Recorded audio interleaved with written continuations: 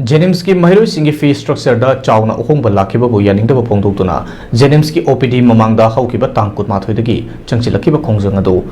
authority की माइकेदगी ngasi फावबा थबकता ओंथोक्तबना मरम ओइरगा ngasi emergency service yauna casualty फावबा थिंगजिनदुना खोंजंग चंगचिनबा हौरे हाइना resident doctors association RDA PG की वाइस प्रेसिडेंट डॉक्टर राकेश अंगोमना फोंदोक्रे वाफम असिंग ngasi JNIMS की OPD ममांगदा खोंजंग चंगचिनबगा मरी लेना फोंदोक्किबनी माना मखा तारदुना कुमजा लिसिंगनी कुनिथोय की ममांगदा JNIMS की महिरोय सिंगी अपुनबा फी अशी लुपा लाख अमा ओइरमबनी अदुबो लिसिंग अनि कुनिथोय दगी अपुनबा फी अशी लुपा लाख अहुम दा हिनगलकले मरम अदुना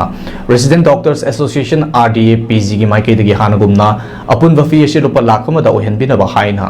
हौकिबा चाही अनि सी ऑथोरिटी दा हाइदुना लाकपनी अदुबो ngasi फावबा थबकता ओंथोक्तबना मरम ओइरगा था सिगी हौकिबा तांकुन माथोय दगी खोंजंग चंगसिनबा हौरकपनी हाइना फोंदोक्की 1 लाख तक 2 लाख सात्र असुकना हिंकलपसे अखोई पेंजदे नुआइजदे ngamjade lairaba kano haidi satra su mayam yaujari wana hotnaraga aduna 2 lakh khangeng hengat pasidi penjade yaraga di apunba gisi 1 lakh tu adum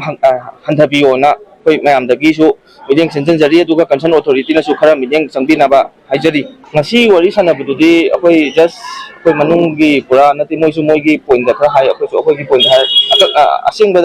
kano sanabududi hayeng jet moi cabinet moigi kano secretary yawa sanagani na aduman tham leba ki irang hajik akoi demand ko mi aduga Manipur situation bapta jai doctor moina akoi di lebak myam gi seba tawgen thoksarak pani adu akoi demand asi ju thani tangai re akoi third year exam tha dowa PTO hire ani aduga akoi laik pa dau su lei thani tangai re bani na hajik TO hire trikan sida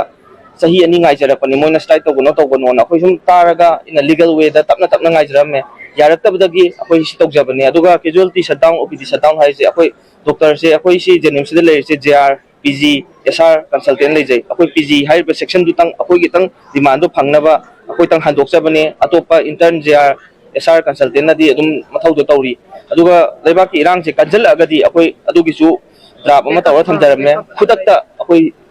pen da buduna ama thamaga su emergency service adu patient na ri ba kholi ba kholo yawgani mayam sida dum phami je casualty sile re adum yawgani ko